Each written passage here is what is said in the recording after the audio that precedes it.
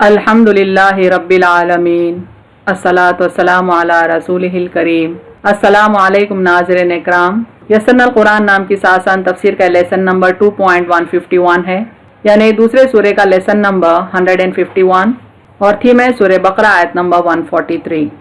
Topics کورڈ اس طرح سے: ایک مرتبہ آیت کی تلاوت کے ساتھ اس کا ٹرانسلیشن کریں گے، اس کے بعد تفسیر، آخر میں کچھ امپورٹنٹ پوائنٹس، ایکنالجمنٹ اور ریفرنسز۔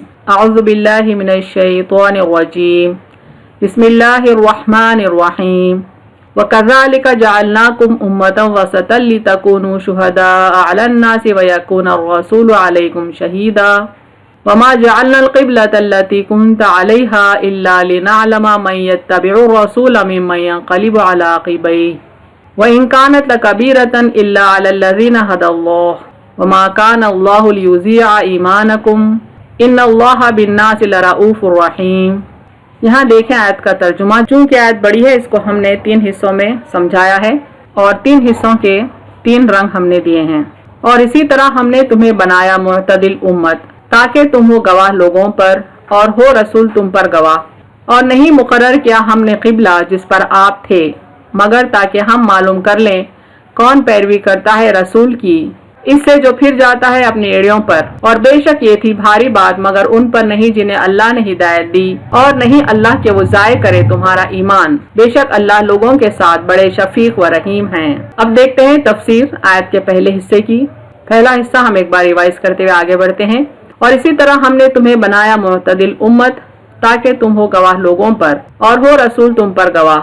بعض مفسرین وصف سے مراد میانہ رویے لیتے ہیں، یعنی جو زندگی کے معاملات میں ایکسٹریم لیمٹس نہیں فالو کرتے، معتدل رکھتے ہیں اپنے معاملات۔ بے شک اللہ کے حکم سے اسلامی تعلیمات کے مطابق اس کو امت وسط کہتے ہیں۔ یہ بعض مفسرین کا قول ہے، یعنی اس امت میں افراط و تفریط نہیں ہے، بلکہ اس کے عقائد و افکار میں میانہ رویی ہے، یعنی نہ عمل میں افراط و تفریط ہے، نہ ہی عقائد، ان کے بلیفز اور ان کے تھاٹس میں ایکسٹریم نہیں ہے، بلکہ بیلنسڈ ان کا ایٹیٹیوڈ ہوتا ہے، بیلنسڈ ان کے تھاٹس اور ویوز ہوتے ہیں۔ لیکن یہ خصوصیات نہ تو اس امت کو دوسرے لوگوں پر گواہ بنا سکتی ہے، نہ ہی رسول صلی اللہ علیہ وسلم اس امت پر گواہ بن سکتے ہیں، یعنی صرف بیلنسڈ ایٹیٹیوڈ رکھنے سے کوئی کسی پر گواہ نہیں بن سکتا۔ آیت میں وسط اور شہادت کے درمیان ربط بیان کیا گیا ہے، یعنی امت محمدیہ کو وسط کہا گیا ہے، اور پھر ساتھ میں کہا گیا ہے کہ یہ گواہی دے گی دوسری امتوں پر، تو کچھ نہ کچھ ریلیشن ان دونوں کے بیچ ہے، اس کو ہم کو سمجھنا پڑے گا۔ نیز امت محمدیہ کو پچھلی امتوں اور ان کے رسولوں کے بیچ یعنی وسط میں قرار دیا گیا ہے، یعنی پچھلے پیغمبران اسلام اور ان کی جو امتیں گزری ہیں ان کے بیچ امت محمدیہ دراصل ایک میڈیٹر کا کام کرے گی۔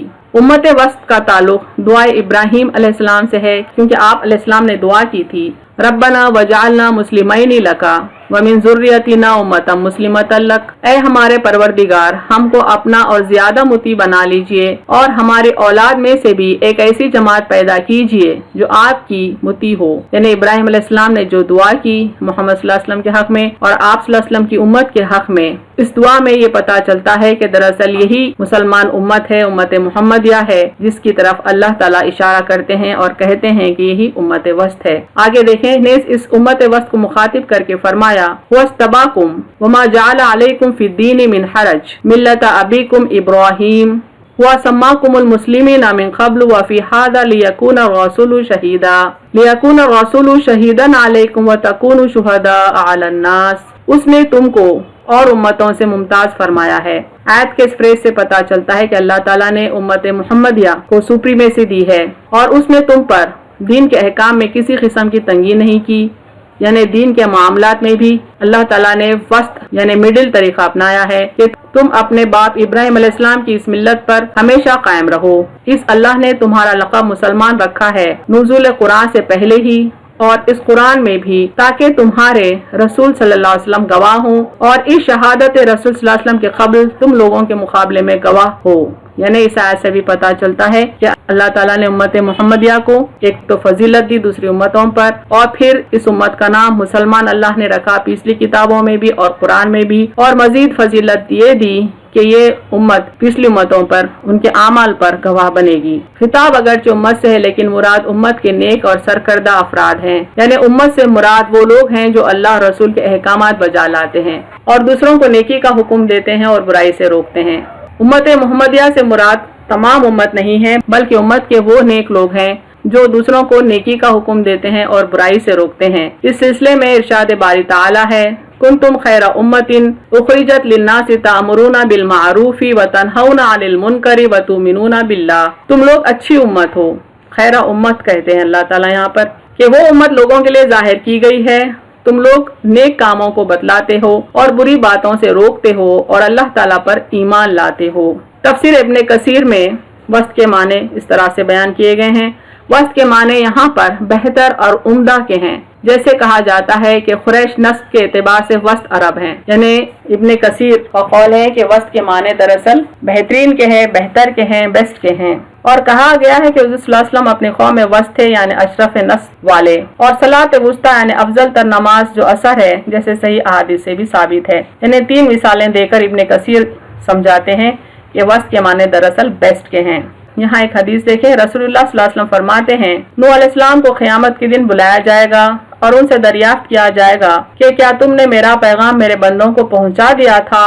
وہ کہیں گے کہ ہاں اللہ پہنچا دیا تھا۔ ان کی امت کو بلایا جائے گا اور ان سے پرستش ہوگی، کیا نوح علیہ السلام نے میری باتیں تمہیں پہنچائی تھیں؟ وہ صاف انکار کریں گے اور کہیں گے ہمارے پاس کوئی ڈرانے والا نہیں آیا۔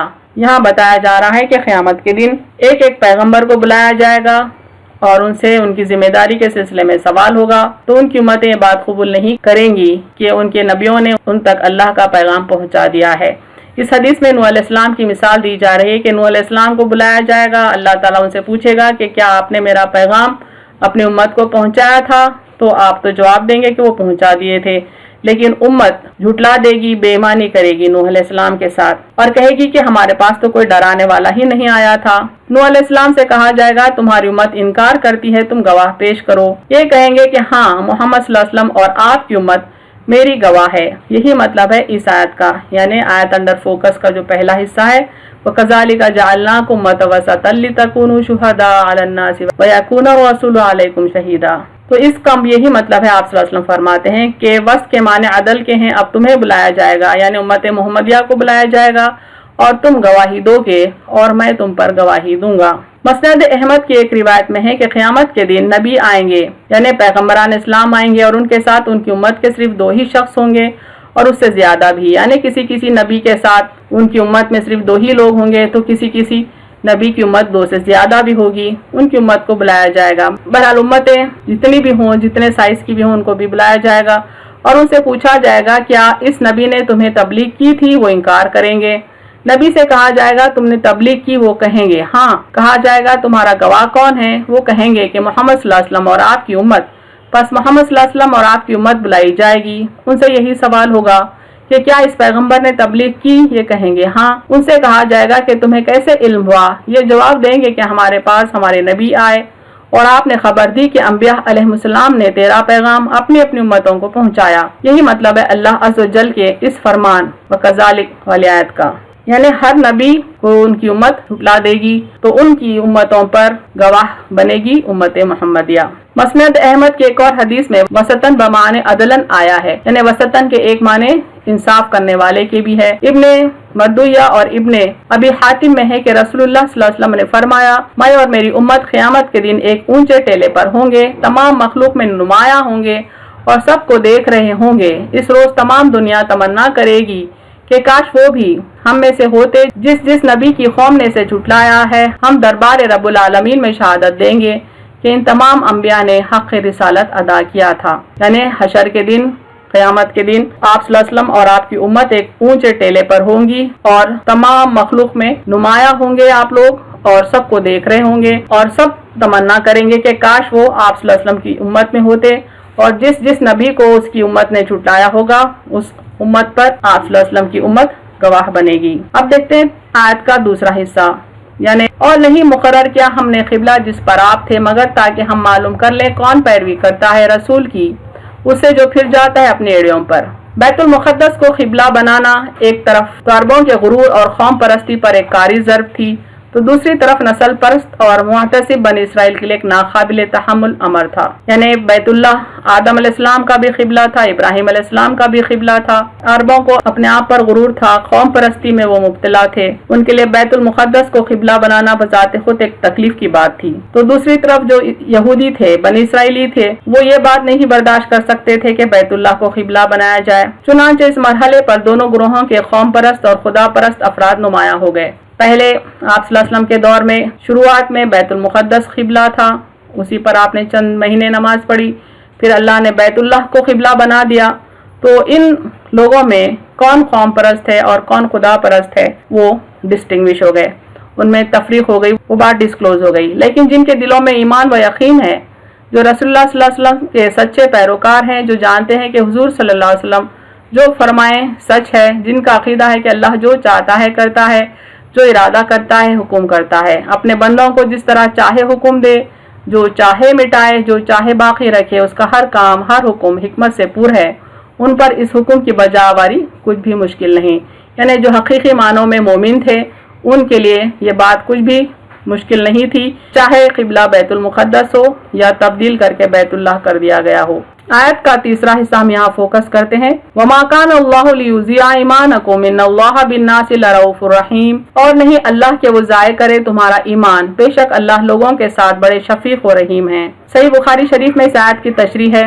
حضرت برا سے روایت ہے کہ نبی صلی اللہ علیہ وسلم نے 16 یا 17 مہینے تک بیت المقدس کی طرف نماز پڑھی، لیکن خود آپ کی چاہت یہ تھی کہ آپ کا قبلہ بیت اللہ شریف ہو. چنانچہ اب حکم آ گیا اور آپ نے عصر کی نماز اس کی طرف ادا کی. آپ کے ساتھ کے نمازیوں میں سے ایک شخص کسی اور مسجد میں پہنچا، وہاں جماعت رکوع میں تھی. اس نے ان سے کہا، اللہ کی قسم میں نبی صلی اللہ علیہ وسلم کے ساتھ مکے کی طرف نماز پڑھ کر ابھی آ رہا ہوں. جب ان لوگوں نے سنا تو اسی حالت میں وہ کعبے کی طرف گھوم گئے. اب بعض لوگوں نے یہ کہا کہ جو لوگ اگلے قبلے کی طرف نمازیں پڑھتے ہوئے شہید ہو چکے ہیں ان کی نمازوں کا کیا حال ہے. تب یہ فرمان نازل ہوا کہ وَمَا كَانَ اللَّهُ لِيُضِيعَ إِيمَانَكُمْ، یعنی اللہ تمہارے ایمان کو ضائع نہ کرے گا. یعنی آپ صلی اللہ علیہ وسلم جب ہجرت کر کے مدینہ پہنچے تو 16-17 سال تک بیت المقدس کی طرف قبلہ کر کے نماز پڑھے، اور اچانک جب حکم آیا اللہ کی طرف سے کہ بیت اللہ کی طرف اپنا رخ کر لیں تو آپ صلی اللہ علیہ وسلم نماز میں تھے اور نماز ہی میں آپ نے اپنا رخ بیت اللہ کی طرف کر لیا. آپ صلی اللہ علیہ وسلم کے ساتھ نماز پڑھنے والا ایک شخص جب مکے کے باہر دوسرے حصے میں گیا تو اس نے وہاں کے لوگوں کو بھی اطلاع دی تو وہ لوگ بھی کعبے کی طرف اپنا رخ کر لیے نماز کی حالت میں. بعض لوگوں کو یہ شک ہوا کہ جو نمازیں بیت المقدس کی طرف قبلہ کر کے پڑھی گئی تھی کیا وہ ضائع ہو گئی؟ تو اللہ نے فرمایا نہیں، تمہارا ایمان اللہ ضائع نہیں کرے گا. یعنی نماز کو یہاں پر ایمان کی دلیل بتایا جا رہا ہے اور اللہ تعالیٰ فرماتے ہیں کہ وہ نمازیں ضائع نہیں ہوئی ہیں. اس آیت کے آخری حصے میں اللہ تعالیٰ فرماتے ہیں کہ وہ رؤوف و رحیم ہے. ایک صحیح حدیث میں ہے کہ حضور صلی اللہ علیہ وسلم نے ایک جنگی قیدی عورت کو دیکھا جس سے اس کا بچہ چھوٹ گیا تھا. وہ اپنے بچے کو پاگلوں کی طرح تلاش کر رہی تھی اور جب وہ نہیں ملا تو قیدیوں میں سے جس کسی بچے کو دیکھتی اسی کو گلے لگا لیتی، یہاں تک کہ اس کا اپنا بچہ مل گیا. خوشی خوشی لے کر اسے گود میں اٹھا لیا، سینے سے لگایا، پیار کیا اور اس کے منہ میں دودھ دیا. یہ دیکھ کر حضور صلی اللہ علیہ وسلم نے صحابہ سے فرمایا، بتاؤ تو یہ اپنا بس چلتے ہوئے اس بچے کو آگ میں ڈال دے گی؟ لوگوں نے کہا، یا رسول اللہ صلی اللہ علیہ وسلم ہرگز نہیں. آپ نے فرمایا، اللہ کی قسم جس قدر یہ ماں اپنے بچے پر مہربان ہے اس سے کہیں زیادہ اللہ تعالیٰ اپنے بندوں پر رؤوف و رحیم ہے. یعنی اس حدیث سے آپ صلی اللہ علیہ وسلم نے صحابہ کرام کو یہ بات سمجھانے کی کوشش کی کہ مومنین کے حق میں اللہ تعالیٰ کس قدر شفیق ہے اور رحیم ہے. اس تفسیر کے اہم نکات دیکھیں. امت وسط سے امت محمدیہ کے وہ نیک لوگ مراد ہیں جو لوگوں کو نیکی کا حکم دیتے ہیں اور برائی سے روکتے ہیں. امت وسط کو تمام امتوں پر برتری حاصل ہے، جیسا کہ قرآن میں اللہ تعالیٰ نے امت محمدیہ کے سلسلے میں فرمایا کہ اس کو دوسری امتوں پر برتری دی گئی ہے. قبلے کی تبدیلی کا مقصد آزمائش ہے. عرب کی قوم بیت اللہ کو اپنے لیے فخر سمجھتی تھی اور یہود بیت المقدس کو اپنا فخر سمجھتے تھے. اللہ تعالیٰ یہ بات آشکار کرنا چاہتے تھے کہ اللہ کے حکم کا تابعدار کون ہے. یعنی اللہ تعالیٰ ڈسکلوز کرنا چاہتے تھے کہ کس کے دل میں ایمان ہے. تحویل قبلے سے منافقین اور اہل کتاب کو شکوہ رہا، لیکن جو حقیقت میں مومن تھے انہوں نے اللہ کے حکم کے آگے سر جھکا دیا.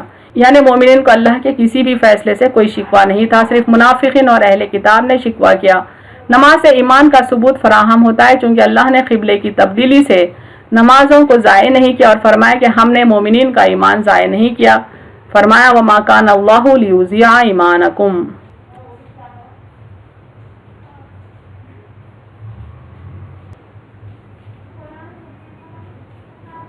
وآخر دعوانا الحمد للہ رب العالمین۔